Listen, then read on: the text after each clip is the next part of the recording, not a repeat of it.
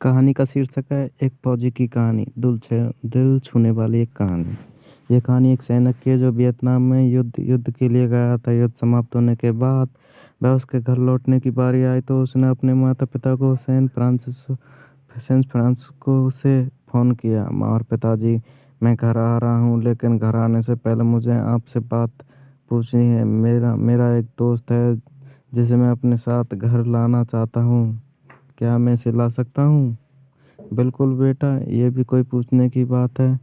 हमें हमें तुम्हारे दोस्त से मिलकर बहुत खुशी होगी, माता-पिता ने जवाब दिया। लेकिन पहले एक बात आप लोग जान लें, सैनिक बोलता बोलता गया, युद्ध में यह मैं वह बहुत बुरी तरह घायल हो गया है। उसने एक बारूदी सुरंग पर पैर रख दिया था। उसमें से उसने अपना एक हाथ और एक पैर गँवा दिया है। उसके पास कोई जगह नहीं है जहाँ वो जा सके, इसलिए मैं उसे अपने साथ रहने के लिए लाना चाहता हूँ।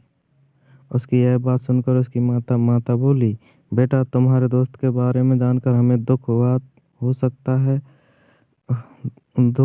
हो सकता है हम इसके रहने के लिए कोई जगह तलाश कर सकेंगे।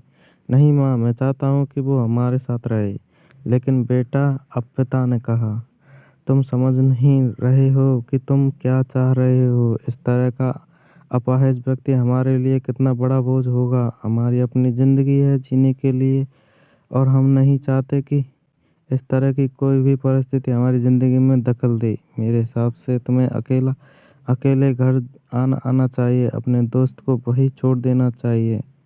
वह अपनी ज़िंदगी जीने के लिए कोई न कोई रास्ता निकाल ही लेगा। सुनकर ये सैनिक ने फ़ोन रख दिया। कुछ दिनों बाद उसके माता-पिता को सैन फ्रांसिस्को पुलिस से एक संदेश मिला, जिसमें उन्होंने बताया कि उनके बेटे की एक बिल्डिंग से गिरकर मौत हो गई है। पुलिस के हिसाब से ये एक सुसाइड केस है।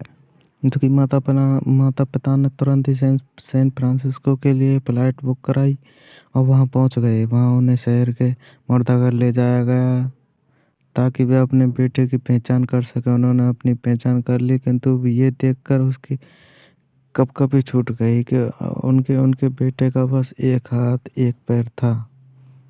दोस्त, यह कहानी में जो माता-पिता हैं, वे वे हमसे बहुत से लोगों की तरह हैं जो अपनी सुविधाओं को सबसे अधिक महत्व देते हैं।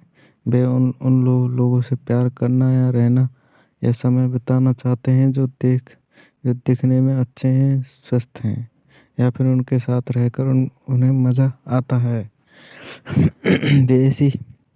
वे ऐसे लोगों को पसंद नहीं करते जो देखने में स्वस्थ एवं सुंदर या स्मार्ट नहीं हैं, या जिनके साथ वे मज़ा नहीं कर पाते, या जो किसी भी रूप में उनके लिए असुविधाजनक है। वे ऐसे लोगों से दूरी बनाए रखते हैं। लेकिन कभी-कभी उनके उसी व्यवहार के कारण उनके सामने ऐसी परिस्थितियाँ उत्पन्न हो जाती हैं जब उन्हें पछतावा होता है। आइए लोगों को वे जैसे हैं वैसे ही अपनाएं। ज़रूरत पड़ने पर उनकी मदद करें। और कहानी अच्छी लगी हो तो प्लीज़ फॉलो करें, और अच्छी लगे तो कमेंट करें और सब्सक्राइब करें प्लीज़। Thank you.